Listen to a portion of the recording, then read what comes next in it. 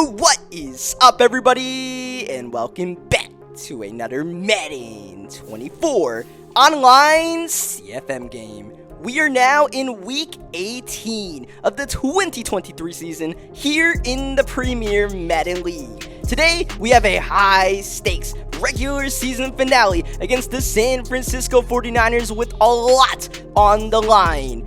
Very simply, if we win today's game, we are the 3 seed in the NFC Conference. We clinch the NFC West. But if we lose today's game, there's a chance our Rams miss the playoffs. 11 wins might not be enough. How does that happen? Let me explain. Currently, the 8th seed in the NFC Conference is the Chicago Bears, as you guys saw in the standings. They are a 10-win squad, along with the 7th seed Atlanta Falcons. Both the Bears and the Falcons have better conference records than both the 49ers and our Los Angeles Rams. Therefore, a realistic scenario is painted out where if the Falcons win in Week 18, the Bears win in Week 18, and Seattle Seahawks win in Week 18, our 49ers versus Rams matchup would be a loser misses the playoffs game.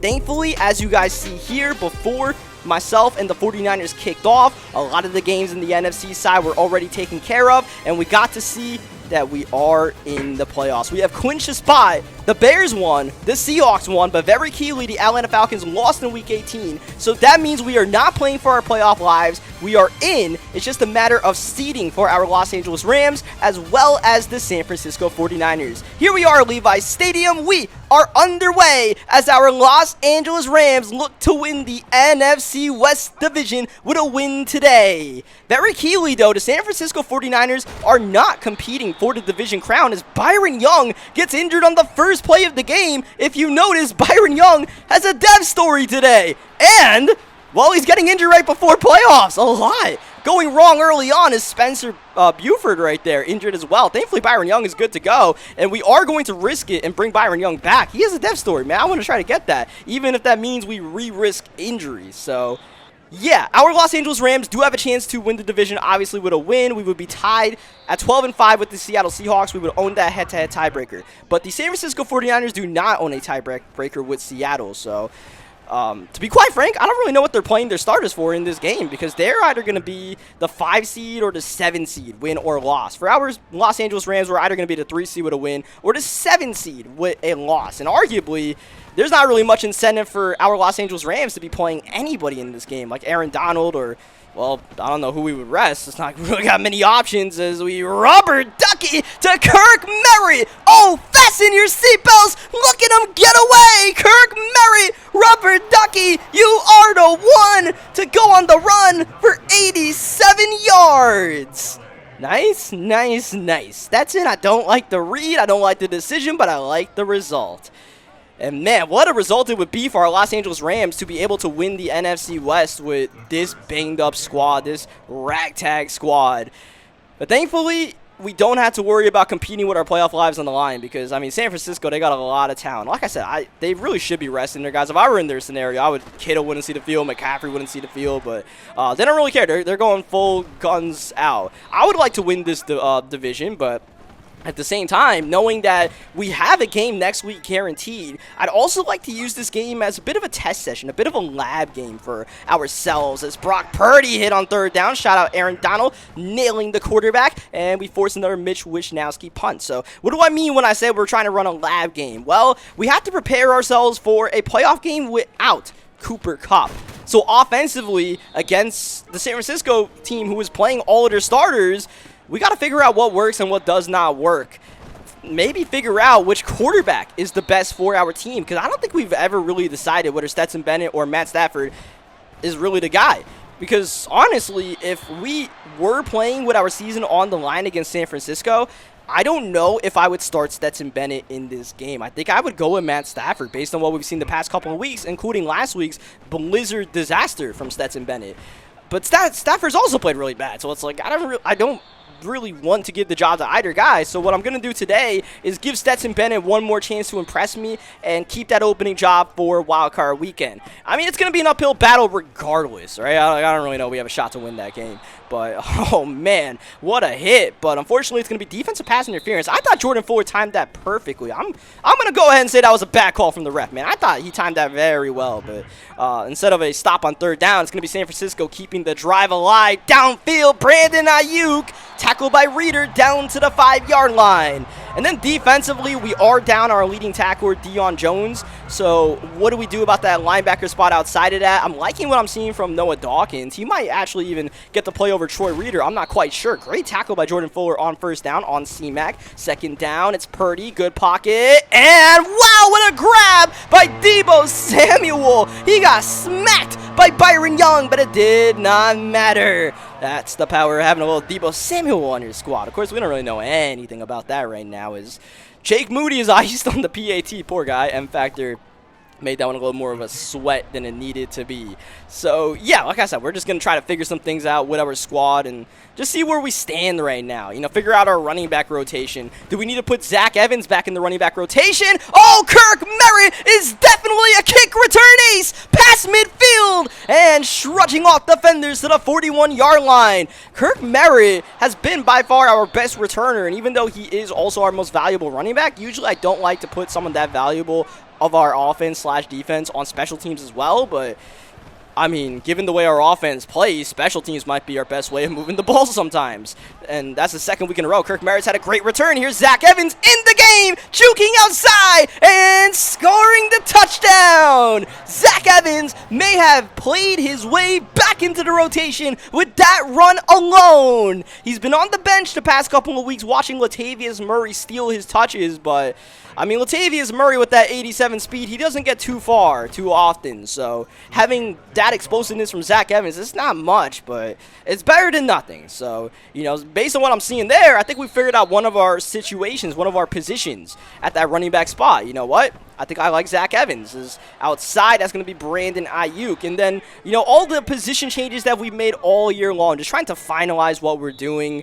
Because at the end of the day, you know, the regular season is, you know, you take a bunch of quizzes, but the playoffs, that's the final exam. So, you know, we're just trying to fine-tune ourselves, be ready for that final exam. Downfield, whatever defense this is, throw it away. That did not work at all. Brandon Ayuk getting a goal to go, but once again, a Fuller chopping down McCaffrey. This time it's Kyle Fuller. That's the way the first quarter ends, with the 49ers trailing by a touchdown. Maybe not for much longer. Purdy, pressure picked up. He's in trouble. Donald got him. Aaron Donald with the sack as well as Byron Young. That's going to be half a sack, and I think technically a tackle for loss for Byron Young. That should be good enough for the depth story. That's an interception. TJ Green, who is suddenly on fire the past couple of weeks.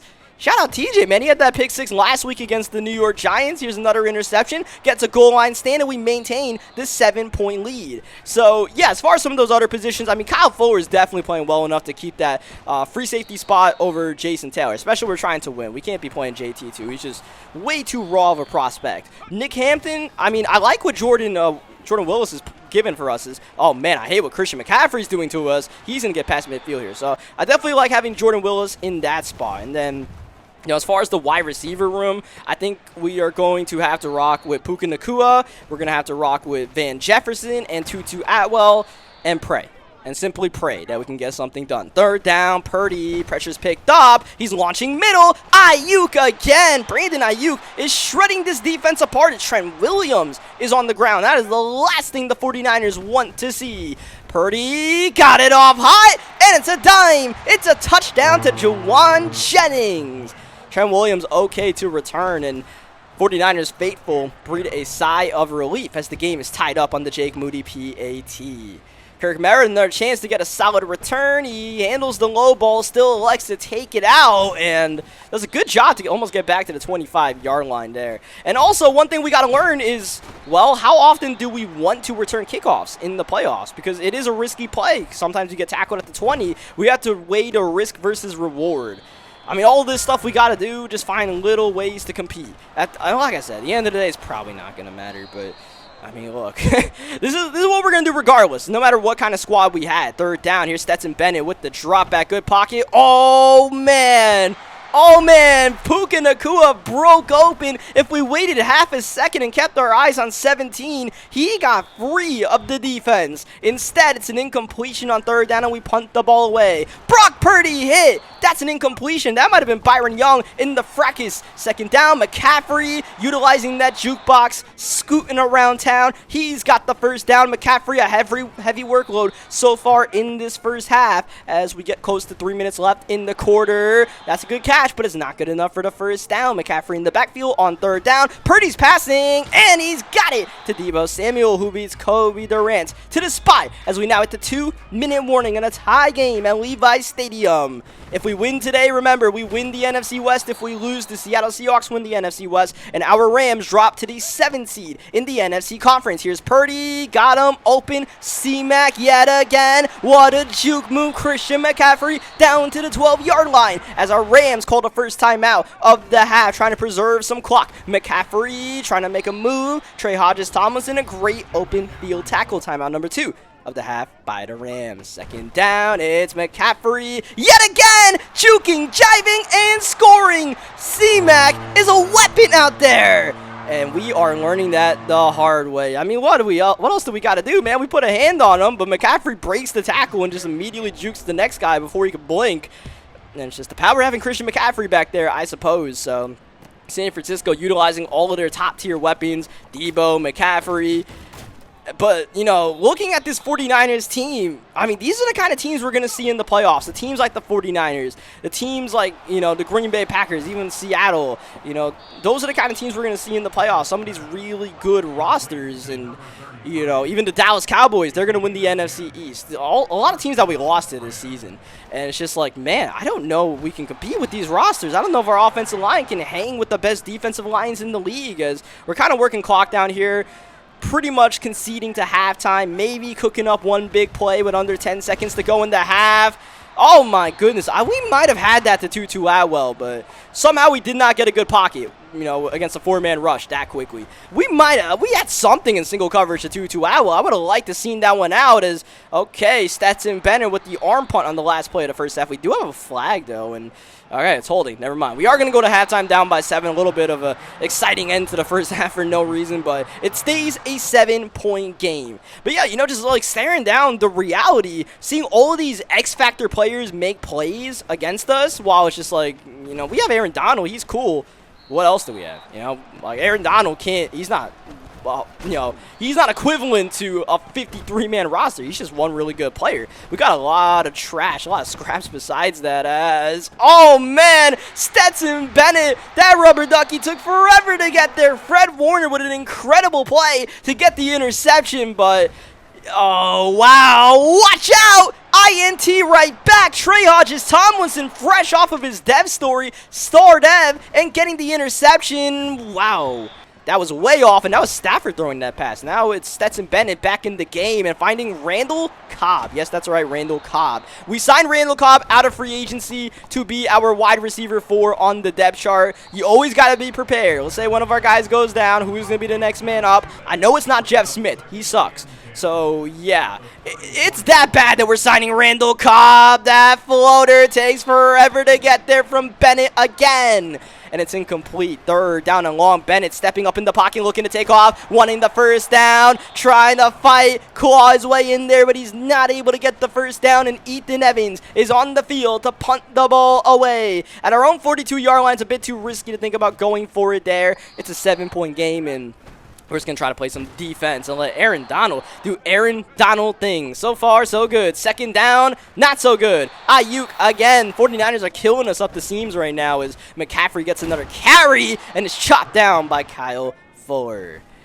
So, you know, I really don't know what to... Okay, hold on a second. 49ers are trying to throw interceptions out here. I can't even make a point because Brock Purdy's like, please pick me off. Third down. Let's see if he tries it again. He's gonna try it. The jump ball. I don't know what Purdy's reading out there. I mean, look, if teams are making these kind of bad reads, even against the super teams like San Francisco, yeah, we got a shot. But, you know, I'm starting to realize I don't think we have a shot with Stetson Bennett. There's just too much that Stetson Bennett lacks to be able to make up for the upside of Stetson Bennett overusing Matt Stafford. And, you know, I just feel like in a playoff scenario, we are doomed either way, but I'd rather have Matt Stafford than Stetson Bennett. So, yeah, unless Stetson Bennett does something crazy, I'm going to let him finish this game out, but you know, I'm already thinking at this point in the game that, like, I don't think we can go into another game with Stetson Bennett trying to win a football game. So, yeah. Let's see what Bennett can do, though. Let's give him the benefit of the doubt for the rest of this game. Kirk Merritt, a gain of 3 yards on the run. We have a chance to tie the game up with a touchdown and a PAT on this drive. Bennett, good job stepping up and taking off. Stetson Bennett still trying to fight for that starting job. That will help, setting up a goal to go at the 10. Bennett once again with the step up, looking to take off. Greenlaw misses, and Bennett all the way to the 3-yard line. Second down, spread look, Merritt in the game, and Kirk Merritt juking inside. Got a yard as Randall Cobb is injured on the play. Come on, man. You can't take Randall Cobb from me. That's just cruel. That's just straight up cruel. Third down, and Bennett in an empty set at the 2-yard line, setting up a screen pass, and that's intercepted. Avery Thomas stealing the ball away. And we come up with a goose egg on the drive is Brock Purdy. I don't know what the hell this offense is right now. Man, just throwing jump ball prayers up 7. He's not down. He is up. But he's playing like he's down right now as Brandon Ayuk wide open. That's a bust in the coverage, and Ayuk, who's having a monster day, takes advantage for the big gain. That's going to be Debo, and that was a scary play because Debo was one broken tackle from getting a touchdown, and we know Debo has that potential. But, oh, man, on the next play, Elijah Mitchell will take care of business. 56 yards. Pain, pain, pain. I would say go away, but I think pain is coming back another day very soon for our Los Angeles Rams, down by 14, and our chances of winning the NFC West shrink a bit more. And, you know, we have been playing some really good defensive games the past few weeks against some not-so-great squads. Right, like, let's be real. Like, as much as I'd love to hang our hat on, those were really good games. Those were also, you know, like the 2-win Ravens, the 3-win Commanders, the 4-win Giants, or whatever the hell they are, as Bennett. Oh, man, those rubber duckies are killing it out there, man. Holy cow. Holy cow, this is bad. I mean, great pocket from Stetson. Never mind, intercepted by Avery Thomas for the second time today. That's an illegal forward pass, so this play will stand. This return will stand as Avery Thomas gets it all the way to the original line of scrimmage. San Francisco definitely declining the penalty as day turns to night, and Purdy is launched to the ground by Aaron Donald. That's an incompletion. 49ers with any score here can make it a 3-possession game. Hopefully we can at least hold him to a field goal here on third down. Purdy drop back, pressures in, and down goes Brock Purdy. That was Byron Young who got the hit on, and we could have finished the job with Byron Young. That would have definitely solidified the depth story, because as of right now, Byron Young did get a half a sack. As long as that counts for a tackle for loss in the box score, we should be good because we only needed one of those to get from normal to star. But, you know, you'd always like to get that extra big play to solidify the deal. As we get the runoff with Zach Evans. Good running from Zach Evans so far today, showing some elusiveness as well that has been hidden from his game throughout his rookie campaign. Drake Jackson injured on the play for San Francisco. Once again, Stetson Bennett able to step up and take off, and also taking unnecessary shots on his way to the 31-yard line. Stafford in the game now on first down, and the veteran in trouble. And, you know, maybe with Matt Stafford, are we able to step up in the pocket the way we've been doing with Stetson Bennett so far today? Stafford didn't really have that, you know, get up to get out of there, and Bennett was able to do that a lot in this game. So, you know, maybe now I'm thinking, let's see what Stafford can do, at least on third down. An accurate pass. You love to see a quick zip to Kirk Merritt. And we're really trying to weigh our options at this point, and I really just don't know what to do. It's just, man, like I said last episode, we're not choosing between who's better. We're just choosing between who sucks less. As what a play there by Fred Warner. Fred Warner, another one of those game changers where it's like, man, that's a really good player. I don't know if we can beat... Like, I don't know if I can beat all these really good players in the playoffs. Kirk Merritt's doing his best, though. Wow, Kirk obeying, gone again. His second touchdown of the game, and he gives us a glimmer of hope with a chance to still win the division. We cut the lead to 10 after the PAT, and a surprise onside kick. Here we go. Brett Maher with the pop-up, and it's grabbed by Brandon Ayuk. We had a chance at that one. We had a legitimate chance. That was a really good onside. It went just about 10 yards. That's as good as you could ask for. Oh, man, George Kittle with the grab. Nearly intercepted by Jordan Willis. Good effort at the very least. And, you know, the reason why I went for the onside kick, which is a moot point now, is Elijah Mitchell decides to go beast mode for literally no reason. The reason why I went for the onside is because if the San Francisco 49ers had to kick a field goal, it would still be a 2-possession game. It just doesn't allow them to go on a long drive to milk clock. So I was hoping to get a quick 3 and out. The drive did end quickly. Happy about that. Not happy about the result. A 2-play touchdown drive. And I mean, Elijah Mitchell breaking off that tackle. It's just like, yeah, another one of those plays. Just another one of those plays. And, you know, given the way we played against some of the tough competitions in the league so far, you know, going back to the Green Bay game, the Dallas game, it seems like we're overachieving, but when it comes to playing the best squads, the best players, it's, you know, the reality sets in for our Los Angeles Rams that we might be pretenders and not contenders, which is all right. Like, it's not a, like, holy cow, we stink kind of thing, because we were never really meant to compete in the first year. The fact that we made a run to, you know, we can say now officially clinch a playoff spot, even with this bad loss, it's looking like it's still really good. Really bad pass there on 3rd down. Shout out Stetson. Like, you really want to lose your starting job, buddy. Do something for me on 4th down, Stetson. Do something. Anything. At our own 40-yard line, obviously we're going to let it fly, and we got it outside to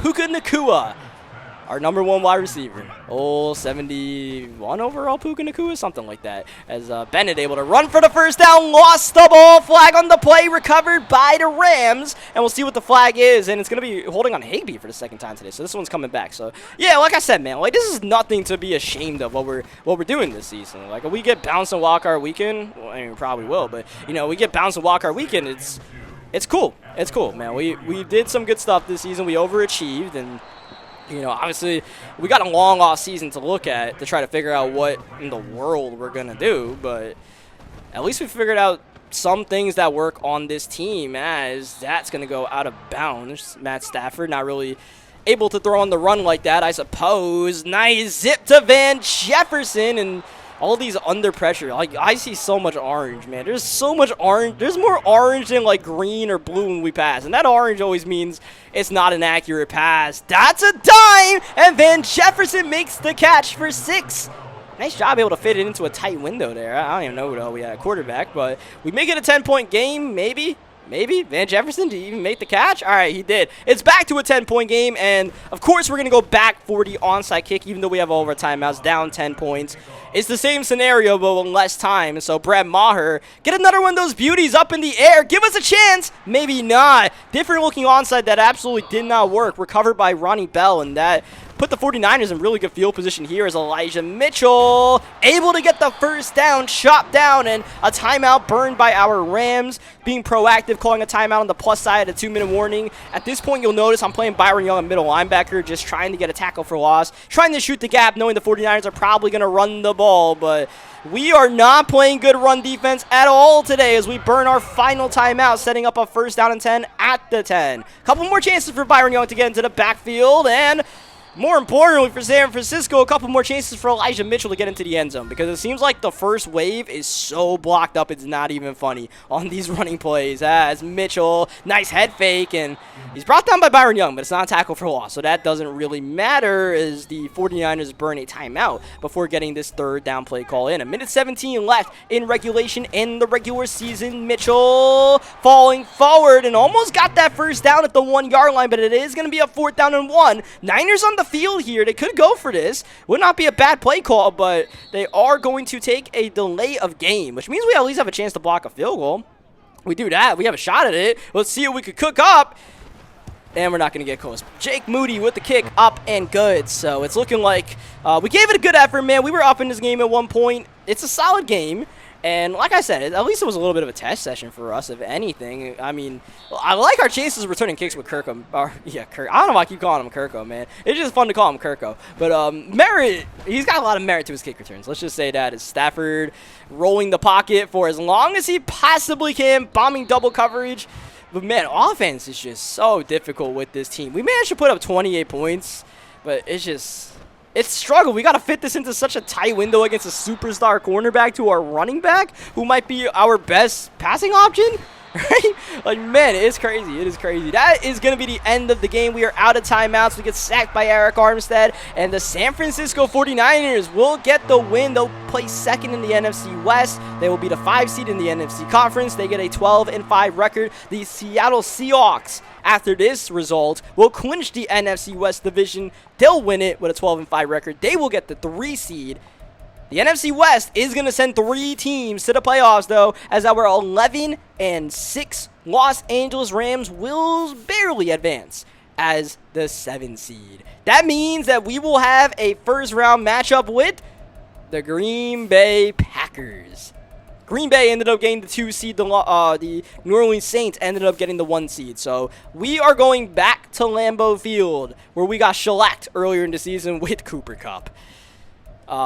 Yeah, I don't really know how I feel about that one, but we're just going to focus on the end of the regular season for the rest of this video. Try to focus on some positives. So, Byron Young did get that tackle for loss, so he should be able to get that depth story. Now, what you guys are going to see when we click on the scenario is that Byron Young did not get the depth story. For some reason, the linebacker, defensive line, their depth stories are glitched, where when it says you need 1+, if you get 1, like they actually mean you need 2. I don't know why. So it's a misprint. It's badly labeled. We did not get it. But the good news is we were able to get a commissioner to grant us that dev story. Thankfully, in this league now, if you show proof of a dev story before the game and you have that technicality where they don't give it to you when you earned it, a commissioner will give you that dev upgrade. So we're not going to get the XP, but we do end up getting the development trait. So really quick, we're going to look at our stats before we end this video here. Our regular season stats. You see Matt Stafford and Stetson Bennett ended up having really similar stat lines at the end of the season.